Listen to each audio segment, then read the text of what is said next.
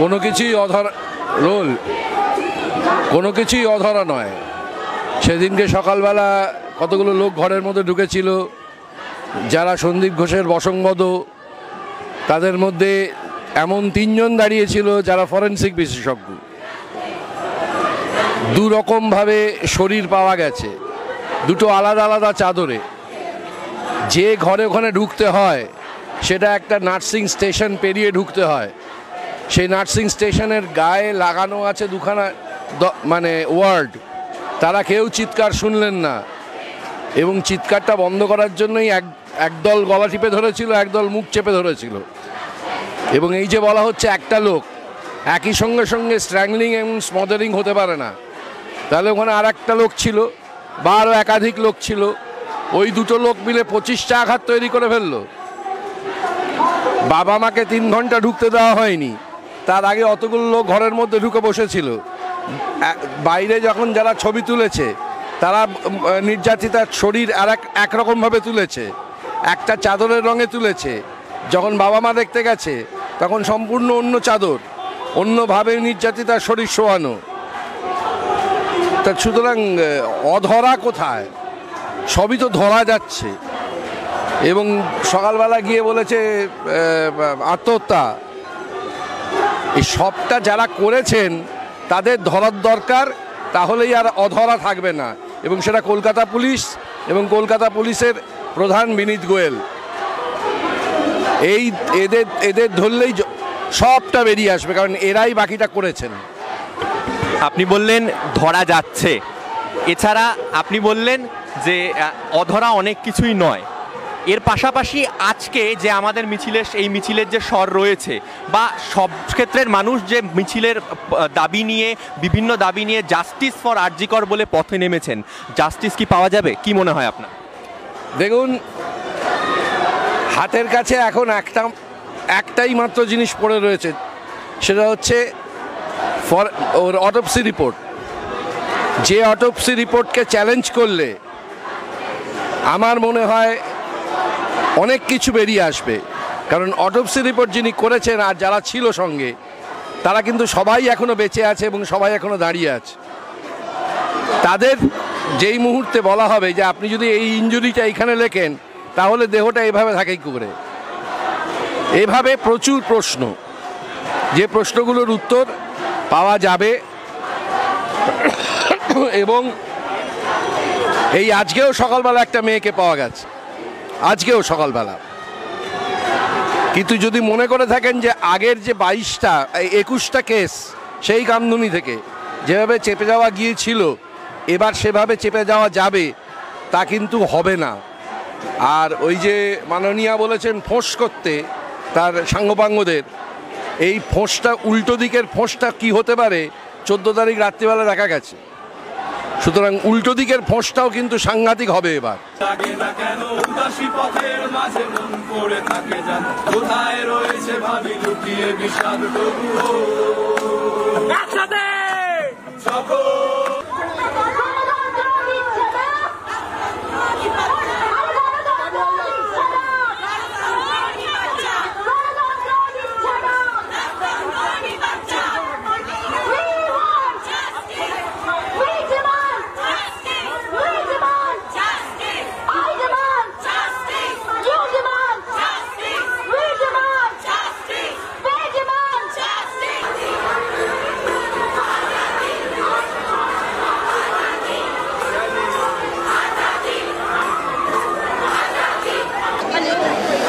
বিমলদা, 8 তারিখ মাঝরাতের ঘটনা, দুর্ঘটনা বলা যায়।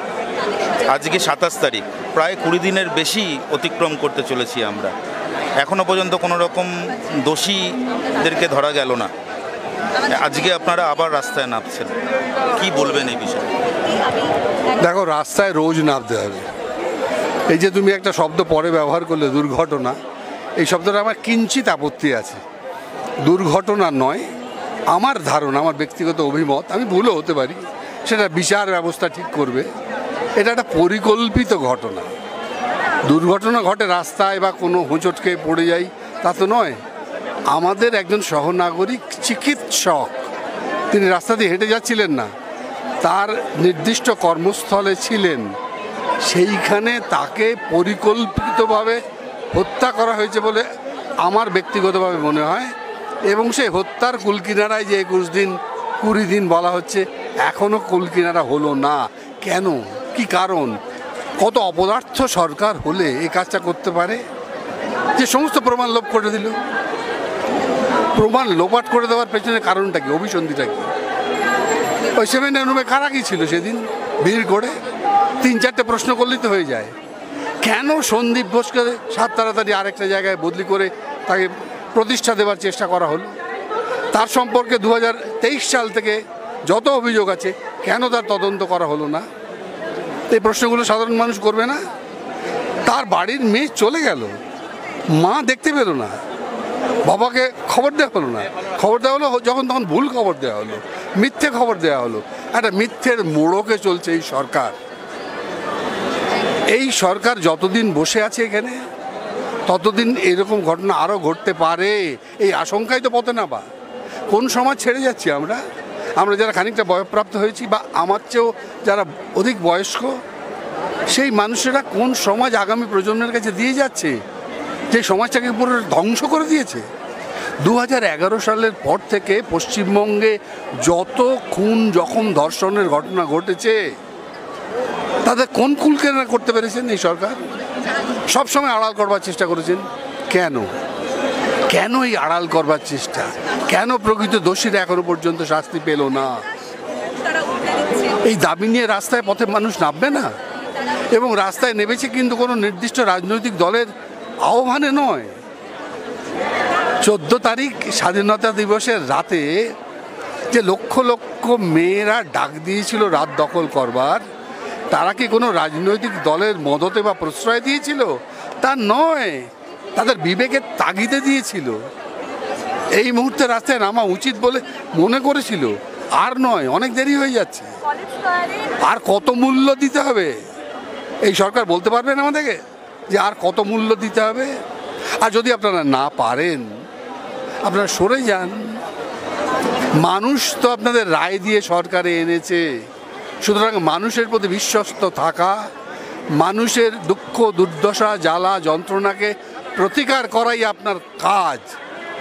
তাই প্রত্যেকটি ক্ষেত্রে, সে শিক্ষা ব্যবস্থা হোক, স্বাস্থ্য ব্যবস্থা হোক, রেশন ব্যবস্থা হোক, প্রতিটি জায়গায় দুর্নীতি, অনাচার, অন্যায়, অবিচার চলছে। এবং তার চরমতম পরিণতি হচ্ছে আজকে আর.জি. করের ঘটনা। তারা বলছেন যে আমাদের চিকিৎসকদের কাজে যোগ দিতে। চিকিৎসকরা তো কাজে যোগ দিতে অনীহা প্রকাশ করেননি কখনো। কেন মিথ্যে কথা বলা হচ্ছে? তাদেরকে গতকাল ঘুরিয়ে থ্রেট করা হয়েছে যে আমরা তাদের ভবিষ্যৎ নিয়ে নষ্ট করতে চাই না। মানে আপনারা চাইলেই চাইতে পারেন। তার মানে একজন যদি রাজ্য প্রধানা এই বাক্য ব্যবহার করেন আমাদের চিকিৎসকদের সম্পর্কে, এর চেয়ে দুর্ভাগ্য এই রাজ্যের আর কি হতে পারে? আমার স্পষ্ট বক্তব্য, দোষীদের অবিলম্বে চিহ্নিত করে তাদের বিচারের ব্যবস্থা করুন, শাস্তির ব্যবস্থা করুন। এখন বলবেন সিবিআইয়ের কাছে আছে, হ্যাঁ, সবাই মিলে তাদের সহযোগিতা করুন, তাহলেই প্রকৃত দোষীরা বেরিয়ে আসবে। সিবিআই সম্পর্কে বলে তো শুধু লাভ নেই, আমাদের তো সহযোগিতারও করা দরকার। তারা এই রাজ্যে এসছে একটা ঘটনার কিনারা করতে, তাদের সঙ্গে সহযোগিতা করুন। আর অযথা রাজনৈতিক দল অমুক তমুক এসব বলবেন না। প্রতিটা মানুষের মধ্যে একটা রাজনৈতিক চেতনা আছে, রাজনৈতিক সত্তা আছে, তারা সেই নিয়ে পথে নামেনি। এটা ভুল করছেন, এই ভুলটা করবেন না। সব ব্যাপারে রাজনীতি, দল, অমুক তমুক, মদতপুষ্ট এইসব শব্দ কিন্তু আরও ঘৃতাহুতি দিচ্ছে। আরও বেশি বেশি মানুষ কিন্তু পথে নামবে। এবং আমি নেমেছি সেই কারণেই, আমার বিবেকের তাড়নায়। আমার বাড়িতেও সন্তান আছে এবং এখানে যারা আছেন তাদের প্রত্যেকের বাড়িতে ছেলেমেয়েরা রয়েছে। তাদের জন্য আমরা কি ভবিষ্যৎ রেখে যাব? আর সত্যি যদি আপনি না পারেন, ছেড়ে দিন না, পদত্যাগ করুন না, দেখি। কিন্তু ডাক্তারদের হুমকি দেবেন না। তারা অনেক বড় একটা কাজ করে আমাদের সমাজে। এই হুমকি দিয়ে তাদের আন্দোলনকে বন্ধ করা যাবে না। তারা কাজ করছেন, ওপিডি খোলা আছে, সিনিয়র ডক্টররা তাদেরকে সহায়তা করছেন, কাজ চলছে, এমন নয় যে কাজ চলছে না। সুতরাং ভয় দেখাচ্ছেন কাকে? আমরা ভয় পেয়ে রাস্তায় নামিনি, আর আপনার ভয়ে আমরা ভীত নই, কোনোদিন ছিলাম না, এখনও নই।